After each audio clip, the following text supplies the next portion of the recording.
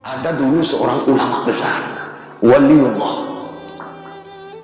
Abu Sa'id Fadlullah Abul Khair, biasa digelar dengan Abu Sa'id atau Abul Khair. Beliau terlahir dan tinggal di daerah Maihana. Maihana ini hampir saya sampai ke tempat itu, yaitu di daerah Khurasan. Jadi Romo Yai waktu ketemu di sana, beliau minta kepada saya pribadi setelah saya temui di dalam kamar almarhum al-maflah Mbah Yai Mukhlisun.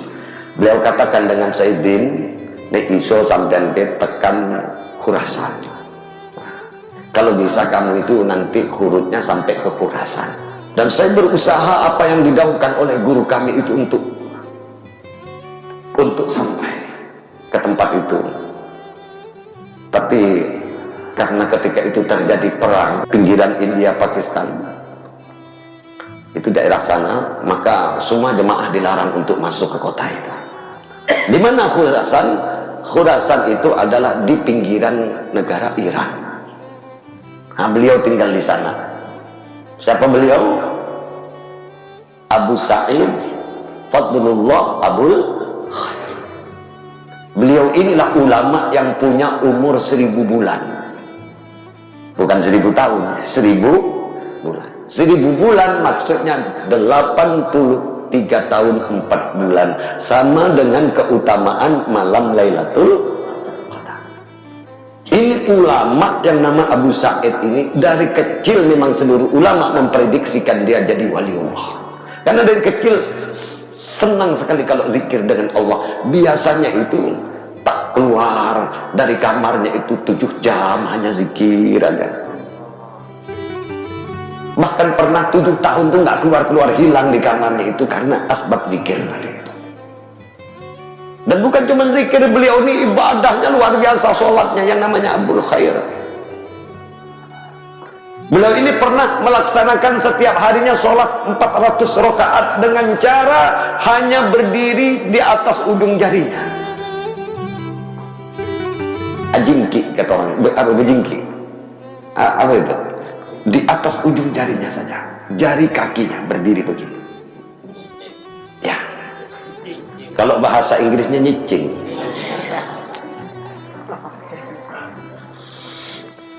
Ketika orang menanyakan kepada beliau, Syekh, mengapa anda sholatnya seperti itu?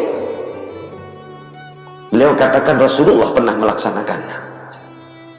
Kapan Rasulullah melaksanakan sholat seperti itu? Sepulang daripada perang Uhud. Ketika kaki beliau cedera, maka beliau tidak dapat meluruskan kakinya karena luka, maka Rasulullah menempelkan kedua ujung jari kakinya dan berdiri untuk sholat.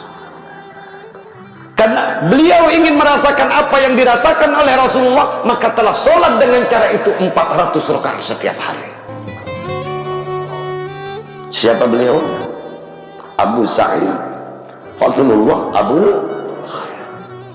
Banyak syair-syairnya dan saya banyak hafal syair beliau ini, jujur saja. Saya senang kalau dengan tokoh-tokoh sufi itu. Hadirin yang dimuliakan oleh Allah, karena kesohornya beliau di daerah sana Khurasan, maka ada ulama muda ingin berguru dengan beliau. Sementara si Syekh ini tinggalnya di padang pasir, rumahnya kecil,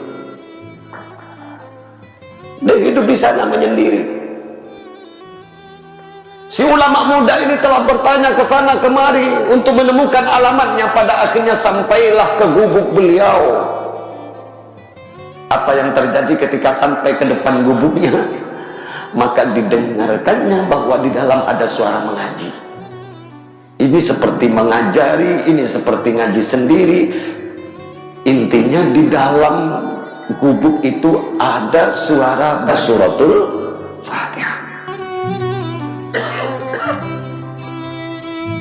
Dan bacaan yang didengar oleh pemuda si ulama ini enggak fasih seperti bacaan-bacaan kita. Abu Sa'id Abul Khair ini, ya mungkin karena ketuaannya beliau, bacaannya tidak lantas. Bismillahirrahmanirrahim.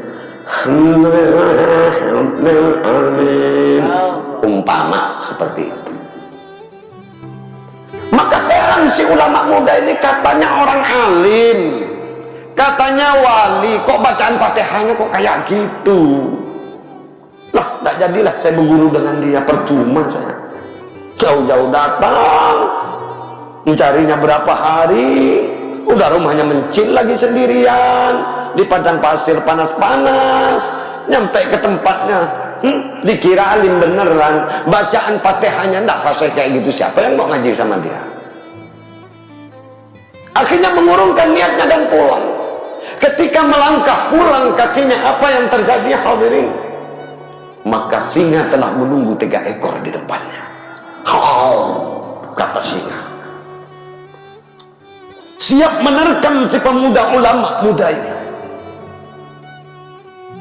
Si ulama muda ini tak bisa kemana-mana, ke belakang pintu rumah si sufi, si wali, maju ke kanan ditunggu macan, ke depan ditunggu macan, ke kiri ditunggu macan. Semakin mendekat macan ini, dan si ulama muda ini semakin takut. Ya Allah, a'inuni, kalau bahasa kita tuh tolong amaku nen, tolong. Karena ada suara yang keras di luar, akhirnya si syekh ini keluar. Apa kata Abu Sa'id? Masya Allah, rupanya ada tamu. Saya silahkan masuk. Syekh, saya coba lihat, saya ada harimau, ada macan di depan saya. Coba lihat tuh saya, macan saya. Mana? Itu saya. Dipegangnya sama saya itu, diputarnya telinganya si macan. Pulang, jangan ganggu dia. Itu tamu aku, kata dia. Heran pemuda ini, Allah. Macan, kata dia, bisa tunduk sama orang ini. Padahal Fatihahnya tidak hebat-hebat amat. Kok macan tunduk? Bodoh jadinya macan itu. Gimana itu ceritanya? Saya boleh nanya enggak? Iya. Ya, sebenarnya saya sebelumnya minta maaf ya, saya ada salah saya sama saya. Enggak apa-apa, nah. Enggak apa-apa. Ada apa, nah? Kok bisa macan itu tunduk dengan engkau? Man khafa Allah akhafa minhu kullu syai', wa man lam yakhafillah khafa min kulli syai'. Siapa orang yang hatinya penuh takut kepada Allah, maka segala ciptaan Allah buat takut kepadanya. Namun barang siapa yang hatinya tidak takut kepada Allah, maka Allah membuat dirinya takut kepada segala sesuatu. Jadi orang takut jin, setan lewat kuburan, itu karena tidak takut dengan Allah. Saya sebenarnya mau pakai tahajud itu, mau, cuman yang mau wuduk kepelantaran tuh Bapak Kiai. Ada genderuwo Pak Kiai, padahal nggak ada, tapi dibuat takut gitu loh. Karena apa? Hatinya dasarnya tidak takut dengan Allah. Jadi saya sebenarnya nggak takut kalau ke kuburan itu nggak takut, tapi kalau pohon yang besar itu saya takut. Iya sama saja. Saya dengan pohon besar, kuburan, mau antu, jejelu, istilah saya tidak pernah takut Pak Kiai, tidak pernah takut. Tapi kalau ular, harimau, saya takut, sama saja. Katakan saya tidak pernah takut dengan apapun di dunia ini, yang paling aku takutkan adalah Allah. Itulah tauhid yang benar.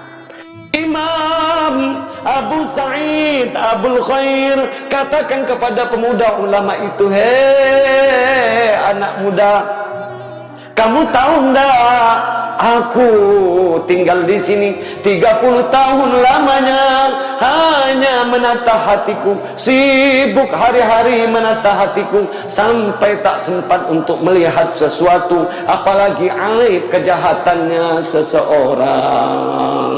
Sementara engkau baru sampai ke depan rumahku, engkau sudah mencatat aib-aibnya orang.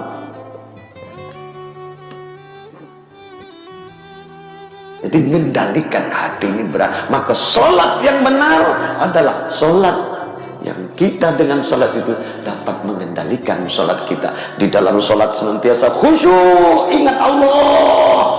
Dari mulai takbiratul ihram pertama tunduk kepada Allah, biasakan nunduk, merasa dipandang oleh Allah dalam rukunya, dalam sujudnya, dalam doanya. Maka Pak, insya Allah nanti di luar sholat kita akan ikut-ikutan apa yang telah kita buat di dalam sholat. Hingga pada akhirnya dapatlah kita membawa sifat-sifat mulia yang ada di dalam sholat keluar sholat.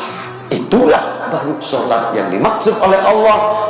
Inna sholata tanha anil fahsya'i wal munkar. Sesungguhnya sholat itu dapat mencegah dari perbuatan keji dan Maulaya sholli wa sallim daiman abada ala habibika khairil khalqi kullihim wal habibul ladzi tudasy syafa'atuhu likulli